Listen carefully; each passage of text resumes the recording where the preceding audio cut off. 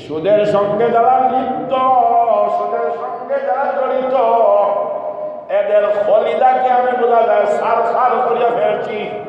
বিষয়টা তো এমনটাই হয়। কিন্তু রে আমার ভাই, শুনে রাখো, ওলামায়ে কেরাম উম্মতের ব্যাপারে এত দরদি। তোমার জন্মদাতা মার বাবাও তোমার প্রতি এত দরদি না। তোমার মা, তোমার বাবা দুনিয়ার আগুন থেকে তোমাকে ফিরাইবার চেষ্টা করে, এর চেয়ে আর বেশি বেশি কিছু পারে না, পারবেও না।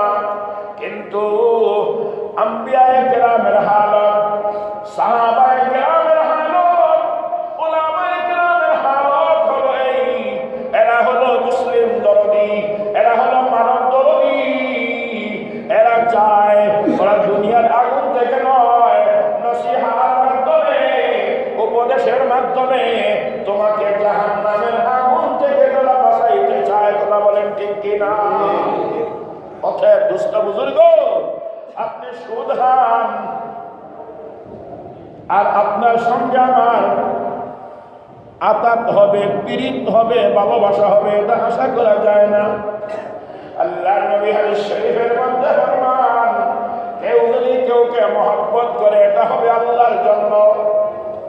কেউ যদি কেউকে গুসা করে রাগ করে এটা হবে কার জন্য? আল্লাহর জন্য। আপনি সুদকুর, আপনার প্রতি আমার একটা গ্লাস থাকবে। সুদকুর, আপনি আপনার প্রতি আমার একটা আক্রোশ থাকবে। এই আক্রোশ তো ব্যক্তির কারণে নয়, তোমার বদভ্যাসের কারণে আমি আল্লাহর জন্য তোমার সঙ্গে রাগ করছি। কথা বলেন ঠিক? আল্লাহ নবী সাল্লাল্লাহু আলাইহি ওয়াসাল্লাম ফরমান, কেউ যদি কাউকে মহব্বত করে আল্লাহর জন্য, আর রাগ গুসা করে তাও আল্লাহর জন্য, কোনো কিছু দেয় তাও আল্লাহর জন্য, দেয় না তাও আল্লাহর জন্য, নবীজি ফরমান ওই ব্যক্তির ঈমান কমপ্লিট হয়ে গেছে। সুবহানাল্লাহ।